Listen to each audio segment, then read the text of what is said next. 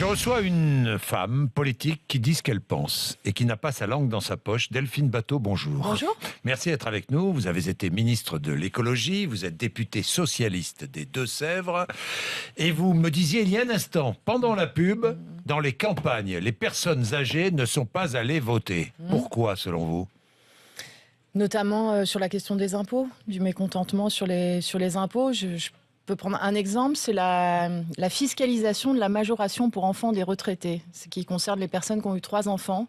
C'est une mesure qui va concerner 3 millions de personnes et qui aboutit à une perte nette de pouvoir d'achat pour les retraités. Donc c'est l'exemple de mesure, je pense, qu'il faut revoir. Et le report aussi, le report de la revalorisation des retraites complémentaires qui a été annoncé à une semaine des municipales. Oui. Tout ça, c'est ce qui fait basculer un vote, entre autres, hein, oui, Delphine Batho. Le mécontentement est général. Ouais, oui, c'est même de l'exaspération aujourd'hui. Je pense que les gens regardent depuis longtemps déjà le débat politique comme quelque chose de décevant. Mais là, depuis plusieurs mois, on le sent, il y a une forme d'exaspération profonde. Oui, les députés socialistes vont rentrer des circonscriptions après les municipales. On va retrouver le travail parlementaire. Le gouvernement est attaché à son fameux pacte de responsabilité. Tiens, je vous pose une question directe. Vous, aujourd'hui, Delphine Batho, vous voteriez le pacte de responsabilité ou pas ? Non. D'abord, je ne sais pas sur quoi on va me demander de voter. Je ne sais pas sur quoi on va me demander de voter. Aujourd'hui, les choses ne sont pas claires. Mais et moi, je pense qu'il faut un changement de politique. Et justement, je pense que c'est important par rapport à l'enjeu de dimanche. Parce que les gens qui sont candidats aux élections municipales dimanche, c'est la gauche de terrain, c'est la gauche qu'on aime, c'est celle qui fait passer les messages. Et nous, les députés, par contre, c'est notre boulot, à partir de la semaine prochaine, de prendre en main les choses pour les changer. Oui. Donc il faut distinguer les deux. Vous demandez quoi ? Vous demandez une politique plus à gauche ? C'est pas une question de plus à gauche. Je pense qu'on a changé de monde, en fait. On a changé d'époque et que les réponses il faut changer de politique économique et sociale.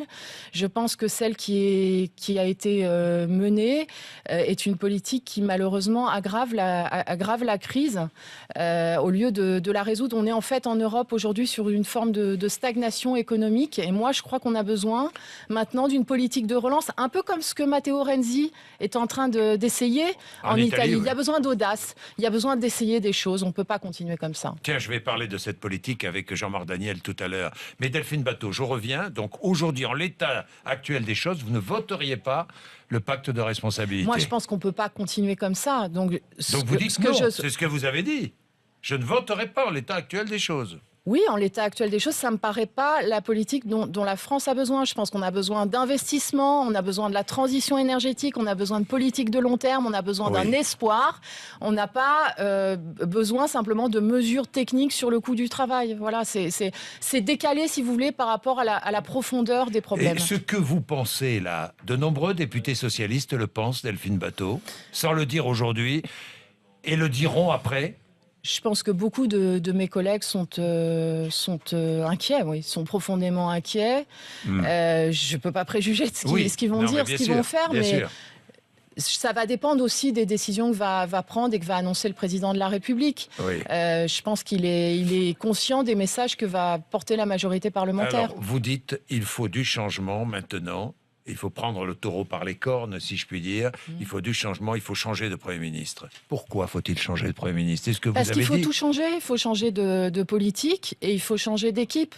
Quand s'use une politique, s'use aussi l'équipe qui l'a portée. Et puis ça fait longtemps qu'on sait qu'il y a aussi un problème de gouvernance, avec tous les problèmes de désordre, de couacs à répétition. Donc c'est pas nouveau que j'ai le mérite de la constance. C'est quoi ? C'est une revanche que vous avez vis-à-vis de Jean-Marc Ayrault ? Non, ça m'est égal. Qui s'est séparé de vous ?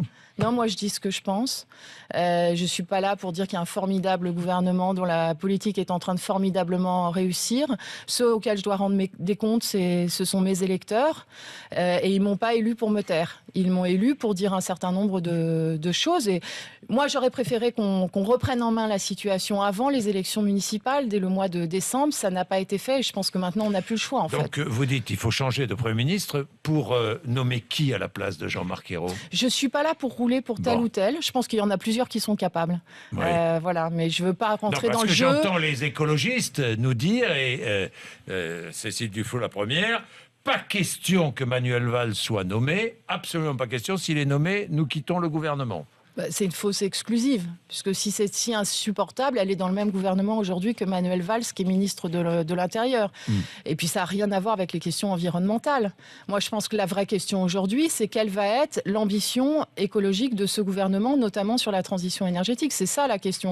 C'est pas, enfin, moi, je dis ça, je suis pas là à dire il faut que ce soit Manuel Valls ou un autre, mais honnêtement, cette ambiance de, comment dire, florentine d'intrigue, c'est pas au niveau de ce que les gens attendent aujourd'hui, après ce résultat. Oui. J'ai vu aussi que Stéphane Le Foll était favorable à un débat sur les OGM. Vous avez vu ça? Oui, j'ai vu ça, oui. Et alors? Je suis sûre que la position de la France ne changera pas sur les OGM. Certaines, d'ailleurs, c'était un engagement de François Hollande. Bien, François Hollande qui doit s'exprimer maintenant, hein. Non, après le second tour. Bien sûr, il doit s'exprimer. C'est normal, oui. C'est normal, et c'est indispensable. Évidemment, je suis certaine qu'il... Il doit dire aux Français, on change de politique. Oui, c'est ce que je voudrais. On fait une politique de... Enfin, selon vous, une politique de relance, comme les Italiens sont en train de le faire. Oui, mais Bruxelles ne va jamais accepter ça, Delphine Batho. On va laisser l'Italie mener la bataille toute seule pour desserrer les taux de l'austérité, alors que c'est ce qu'on avait défendu dans la campagne présidentielle, le fait de se battre pour une politique de croissance et de relance. Ce qu'on voit aujourd'hui, on nous parle de 50 milliards d'économies. Oui. En fait, c'est un puissant fond. On les attend toujours, d'ailleurs. Oui, mais c'est-à-dire que l'année prochaine, on va nous dire 100 milliards. Et puis, on peut pas être dans... Autant, moi, je suis pour une politique sérieuse. Je le dis clairement, la question des déficits, elle est posée. Mais on ne peut pas être sur vous voyez, des coupes budgétaires aveugles. C'est le problème que j'avais posé, notamment au mois de juillet dernier. Merci Delphine Batho. Merci. 7h49, vous êtes sur RMC, 8h moins 10, très intéressant. Jean-Marc Daniel est avec nous dans un instant.